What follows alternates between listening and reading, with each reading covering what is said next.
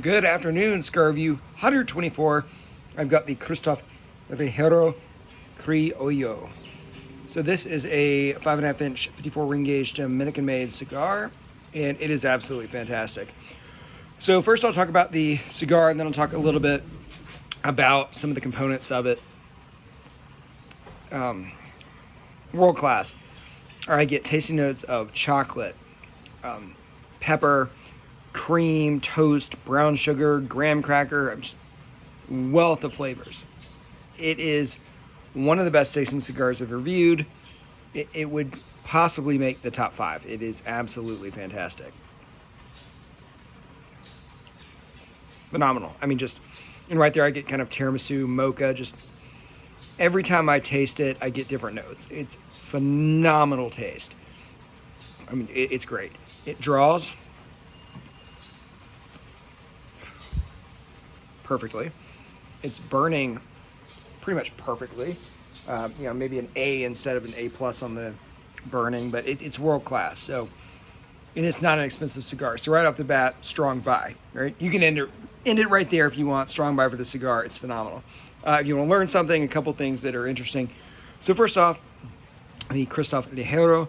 The Ligero is a leaf that is near the top of the plant, top few rows in the plant, on the tobacco plant. So those leaves get more sunlight, therefore they have more nicotine, so they translate into a stronger cigar.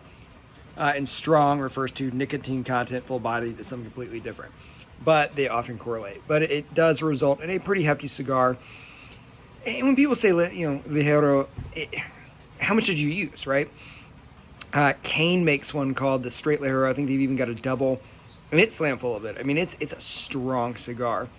This one to me isn't overly strong, and certainly not overpowering by any means. The other one is the Criollo. What does that mean? So it's a type of wrapper, or rather it's a type of leaf that is most often used as a wrapper, sometimes used as a filler, and it literally translates to native seed. A common name for it used to be Cuban seed because it was around for a long time. It's been around so long that apparently there's a story, I don't know if it's true, Christopher Columbus really liked it. So old Christopher Columbus actually goes to the natives and says, hey, we should stuff turkey with this thing. That would be awful.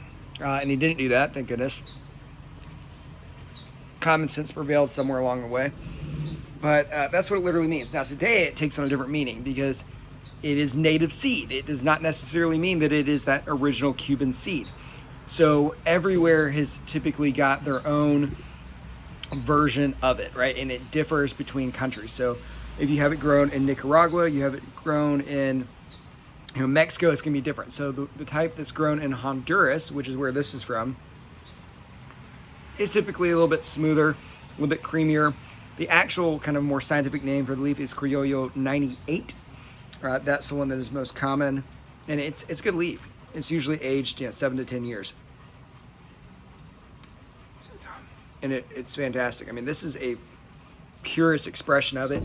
Some people say that leaf, especially from Honduras, not Nicaragua or Mexico, but from Honduras, results in the most Cuban-like cigars that you can possibly have. And it's an interesting leaf. As you look at this, it doesn't look like Connecticut shade, right? It's way too dark for that. But it's not dark enough to be a Maduro. Certainly not dark enough to be an Oscuro.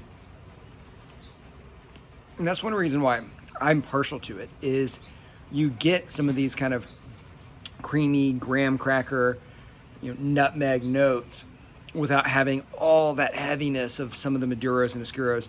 And then you bypass some of the more mundane cigars that you can get with a Connecticut shade, because the wrapper absolutely does have an impact on the taste of a cigar.